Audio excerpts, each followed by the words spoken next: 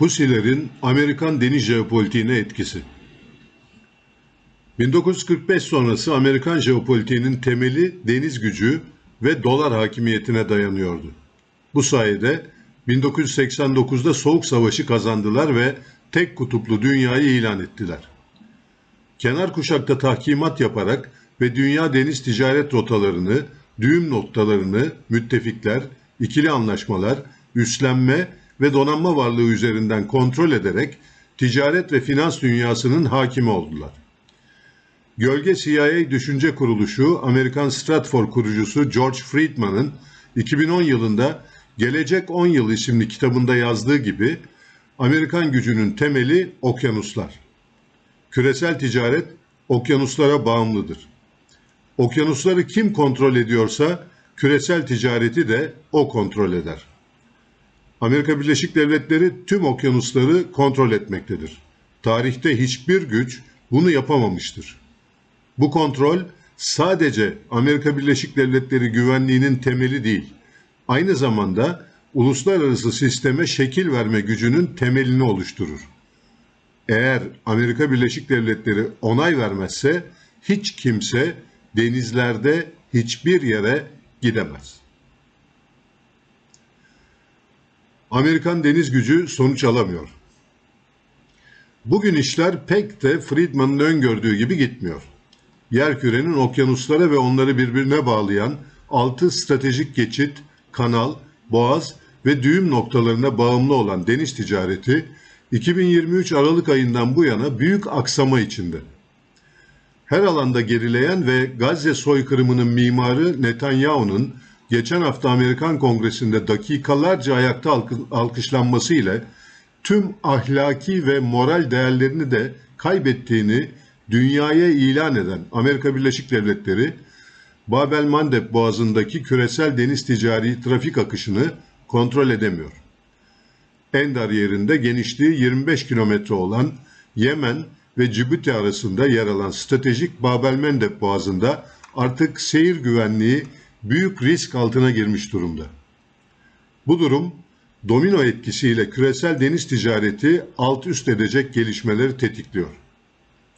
Bu boğazdan her gün 50 gemi 7 milyon varil petrol ile 1,2 milyar metreküp sıvılaştırılmış doğal gaz geçiyordu. Şimdi bu miktarlar yaklaşık %60 azaldı. Sebebi donanması olmayan ve 2015'ten bu yana iç savaş sarmalında ölüm, yaralanma, açlık, susuzluk ve yıkımla boğuşan İran destekli Yemenli Şii Husilerin İsrail ve Batı bağlantılı ticaret gemileri ve hatta savaş gemilerine karşı saldırılarının önlenemeyişi. 7 Ekim 2023'te başlayan İsrail-Filistin çatışması 9. ayına girerken çatışmanın İsrail ateş gücü karşısında tek taraflı, orantısız güç kullanımı üzerinden çoğunluğu kadın ve çocuk sivil katliama dönüştüğü bir konjonktürde Yemenli Husiler İsrail'i katliamdan yani devlet teröründen caydırabilmek için asimetrik etki yaratacak şekilde ticaret gemilerine ve onları koruyan savaş gemilerine doğrudan saldırı stratejisi uygulanıyor. Bu saldırılarla gemilere, personeline, yüküne ciddi ölüm, yaralanma, batma ve hasar tehdidi yaratılıyor. Amerikan Savunma İstihbarat Teşkilatı, Kasım 2024 sonrası Husi eylemlerinden en az 65 ülkenin çıkarlarının etkilendiğini ve en az 29 büyük enerji ve nakliye şirketinin Husi saldırılarından kaçınmak için rotalarını değiştirdiğini rapor ediyor. Denizdeki Husiler. İsrail'e Husi kaynaklı ilk saldırı 9 Kasım 2023 günü oldu. Husiler o günden bu yana Bab el-Mandeb ve Aden Körfezi ağırlıklı olmak üzere çevre denizlerde 150 civarında saldırı ya da saldırı teşebbüsünde bulundular. Ensarallah örgütüne bağlı Husiler ilk olarak Kızıldeniz'deki Elyat liman şehrine 2000 kilometreden drone saldırıları düzenlendi. Ardından Bab el-Mandeb'i kullanan İsrail bayraklı sahipli gemilere Boğaz'ın darlığından kaynaklanan askeri coğrafya avantajını kullanarak füze, silahlı insansız hava ve su üstü araçlarıyla saldırılar düzenlemeye başladılar. Ensarallah, 19 Kasım 2023'te İsrail'e ait Galaxy Leader gemisini Kızıldeniz'de gemiye çıkma ile ele geçirerek mürettebatı ile birlikte Yemen'e götürdü. 25 Kasım 2023'te daha büyük bir sürpriz yaşandı. Sri Lanka açıklarında, yani Hint Okyanusu'nda İsrailli Zim şirketine ait Kalandra gemisine insansız hava aracıyla bir saldırı düzenlendi. 27 Kasım 2023'te ise bölgede bulunan Amerikan muhribi USS Mason ve yakınındaki Liberya bandıralı Central Park isimli gemiye saldırı düzenlendi. 9 Aralık 2023'te Husiler saldırı hedeflerini genişleterek İsrail limanlarına gidecek tüm gemilerin hedef olduğunu deklare ettiler. Karşı tedbirler başlıyor. 18 Aralık 2023 günü Amerika Birleşik Devletleri bölgedeki ticaret gemilerine koruma sağlayacak Prosperity Guardian harekatını başlattığını duyurdu. Bahreyn, İngiltere, Kanada, Fransa, İtalya, Hollanda, Norveç, Seyşeller ve İspanya'dan destek aldılar. 19 Aralık 2023 tarihinde Amerika Birleşik Devletleri, Avrupa Birliği, NATO, Avustralya, Bahamalar, Japonya, Liberya, Yeni Zelanda, Güney Kore ve Singapur ortak bir deklarasyonla Husi saldırılarını kınadı. Husi saldırılarının durmaması üzerine 3 Ocak 2024 tarihinde aynı ülkeler Husilere silah kullanma tehdidinde bulundular. 10 Ocak 2024 tarihinde Birleşmiş Milletler 2722 numaralı Güvenlik Konseyi kararıyla Husilere saldırıları durdurma ikazında bulundu. Bu süreç sonunda Amerika Birleşik Devletleri ve İngiltere 13 Ocak 2024'te Poseidon Archer harekatını başlatarak kruz füzeleri ve hava gücüyle Husilerin kara hedeflerini vurmaya başladılar. Bu harekat başlayana kadar 15 gemiye Husi saldırısı olmuş, 6 gemi füze hasarı almış, 1 gemi kaçırılmıştı. Diğer yandan Amerika Birleşik Devletleri ve İngiltere'nin söz konusu ortak harekatı saldırıları azaltacağına aksine arttırdı. Poseidon Archer sonrası 2024 Mart sonuna kadar 27 Husi saldırısı daha yaşandı ve bu saldırılarda 12 gemi hasar aldı. 20 Şubat 2024'te Avrupa Birliği de denizde refakat ve koruma görevine yönelik olarak Aspides harekatını başlattı. Bu harekata Fransa, İtalya, Almanya, Yunanistan ve Belçika iştirak etti. Saldırılar azalmıyor, hasar menzili artıyor.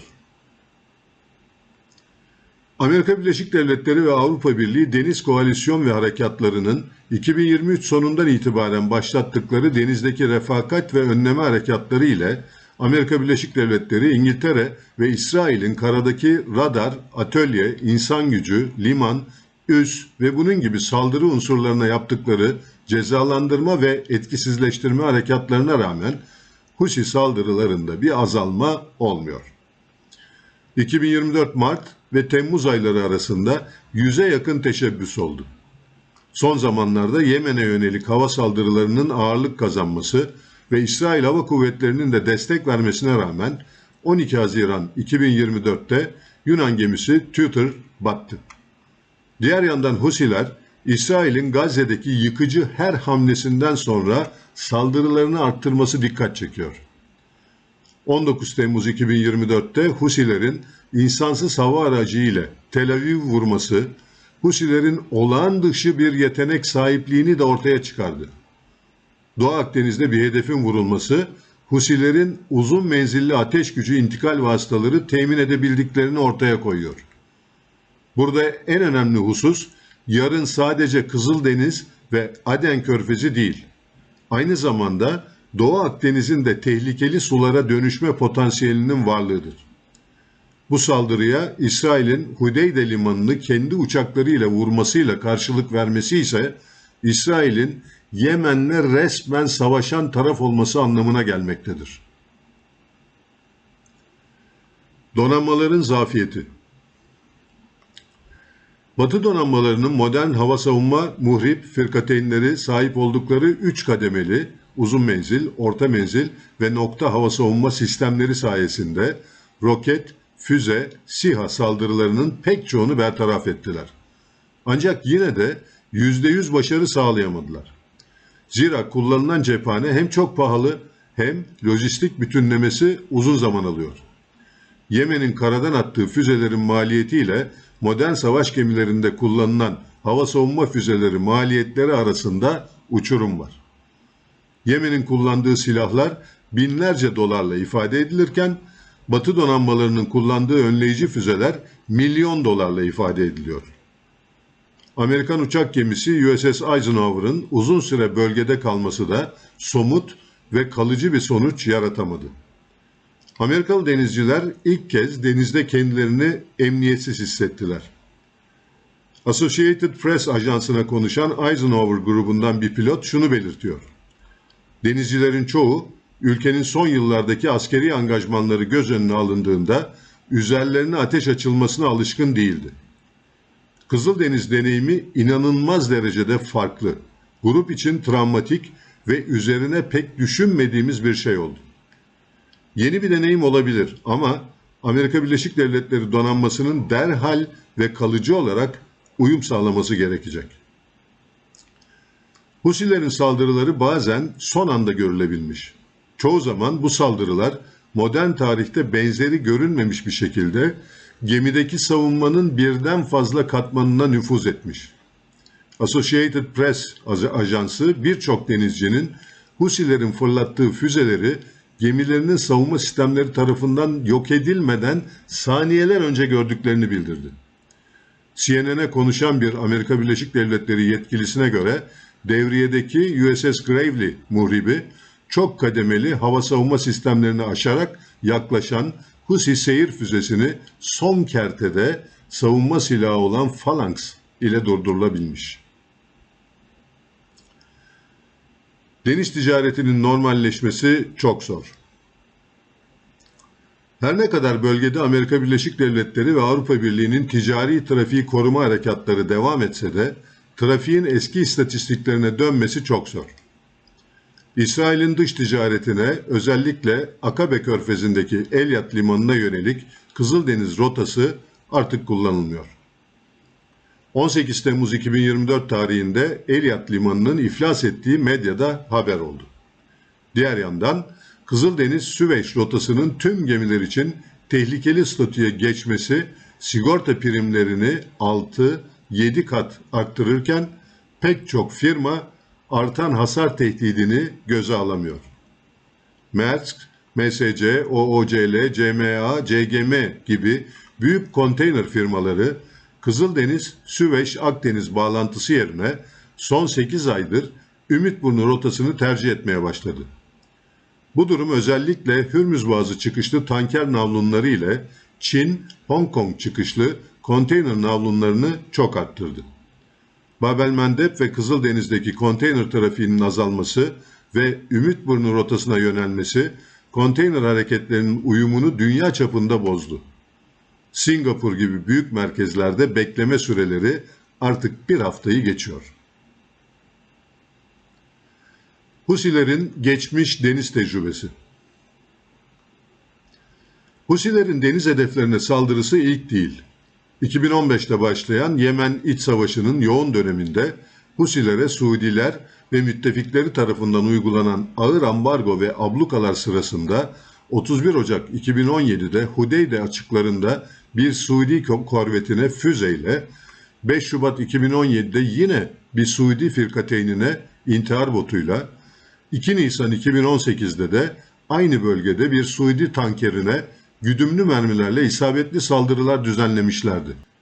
12 Haziran 2018'de Husilerin kontrolündeki stratejik Hudeyde limanına asker ve cephane getiren Birleşik Arap Emirlikleri'ne ait katamaran tipi süratli destek gemisine yapılan füze saldırısı sonucu gemi batma aşamasına gelmişti. Bunlar dışında ayrıca uzaktan kumandalı botlar ile Suudi koalisyonunun savaş gemilerine Haziran 2017'den 2018 sonuna kadar 4 ayrı saldırı düzenlediler. Suudi Arabistan 27 Temmuz 2018 günü Kızıldeniz ve Bab el-Mandeb Boğazı'ndan Suudi tankerlerin geçişini yasakladığını ilan etti. Gerekçe olarak personel emniyeti ve çevre riski gösterildi. 2018 yılında milli gelirinin %10'unu savunma harcamalarına ayırarak dünya üçüncüsü olan Suudiler 56 milyar dolarlık savunma bütçesine sahipti. Ancak bu bütçe Yemen'deki Husileri ve onların denize yansıttığı iradeyi dize getirememişti. Suudi donanması 2015 Mart'ında Yemen'e karşı başlattığı ve liderliğini yürüttüğü deniz ablukasında yanına 8 Sünni Arap devletini ve Suudi Hava Kuvvetleri'nin desteğini aldığı halde İran'ın desteklediği Husilere karşı başarılı olamamıştı. Husiler gerek insan gücü gerekse materyal olarak Suudilerle kıyaslanamayacak derecede zayıf ve kısıtlı olanaklara sahipken Suudi donanmasını dünyanın gözü önünde küçük düşürmüşlerdi. Husilerin yüksek morali. İşte İsrail'e karşı 19 Kasım 2023'te başlatılan gemi saldırılarının temelinde yatan moral üstünlüğün sebebi Suudilere karşı 2018'de kazanılan bu başarıydı.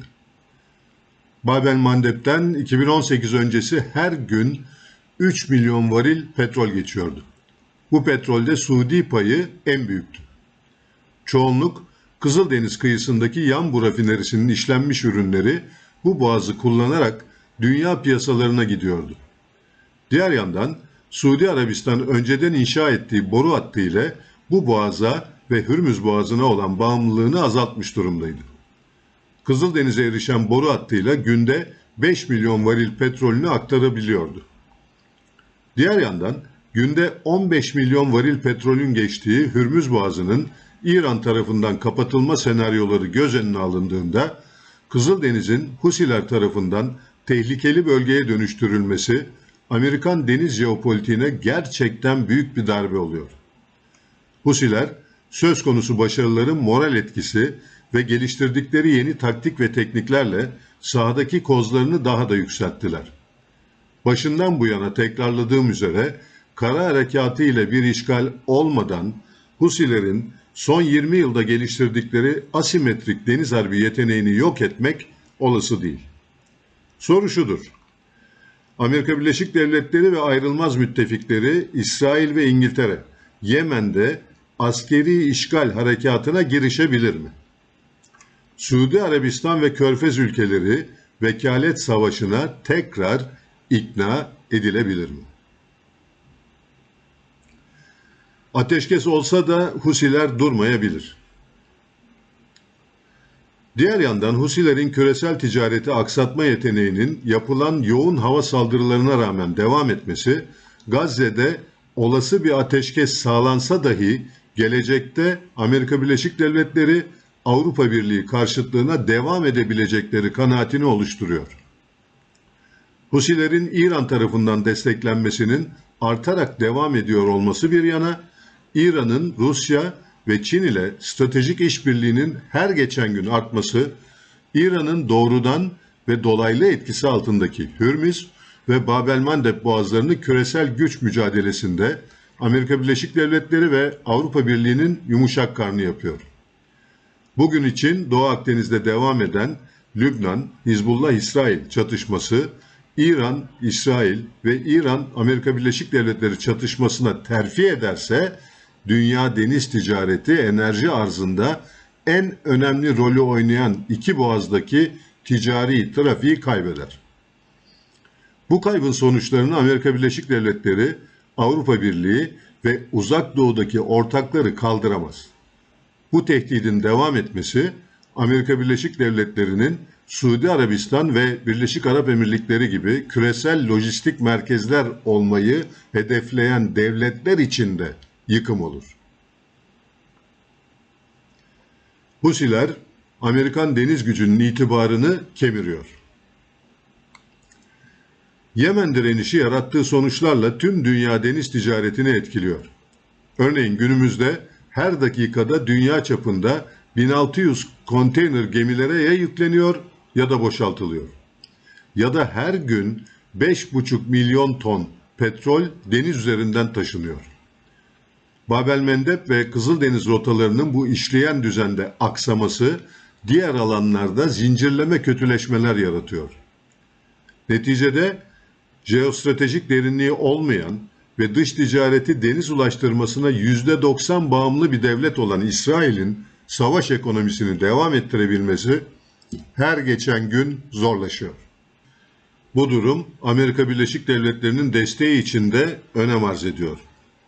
Zira fakirleşen ve yatırımcıların kaçmaya başladığı İsrail'in Amerika Birleşik Devletleri'nin finans ve cephane yardımı olmadan savaşı uzatması olası değildir.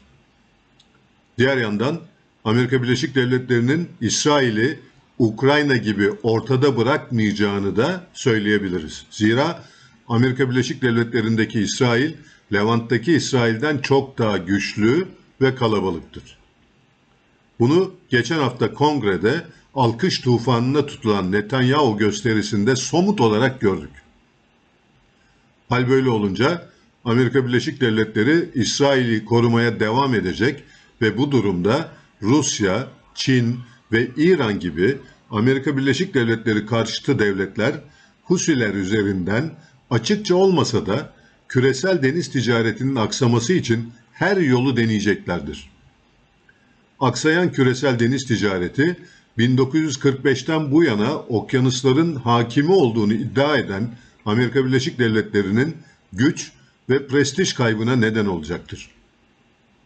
Husiler, Amerikan donanma gücünün itibarını aşağıya çekmeye devam edecektir. Amerika Birleşik Devletleri'nin bunu önlemesi de zahmetli ve zordur. Zira kara harekatı ile işgal olmadığı ya da İran'la deniz irtibatı tamamen kesilmediği sürece Husileri durdurmak kolay değil. Kızıldeniz'de bir işgal harekatı başlarsa o zaman da Hizbullah İsrail ve İran Amerika Birleşik Devletleri İsrail çatışması kaçınılmaz olur. Bu durumda Hürmüz ve Bab el-Mandeb tamamen kapanır ki bu da küresel ekonominin iflası anlamına gelir. Amerika Birleşik Devletleri İsrail'i Kongre'de alkışlamaya devam ettiği sürece karşılaştığı jeopolitik karmaşa büyüyecektir. Sorun Amerika Birleşik Devletleri'nin jeopolitik önceliklerine kimin karar vereceğidir. Amerikan demokrasisi ve seçim süreci Yahudi finansı üzerinden yürütüldüğü sürece bu önceliklere kimin karar vereceği açıktır. Cem Gürdeniz. Rehberimiz ufuklara koşuyoruz. Yüreğimiz bayrak açtı. Ya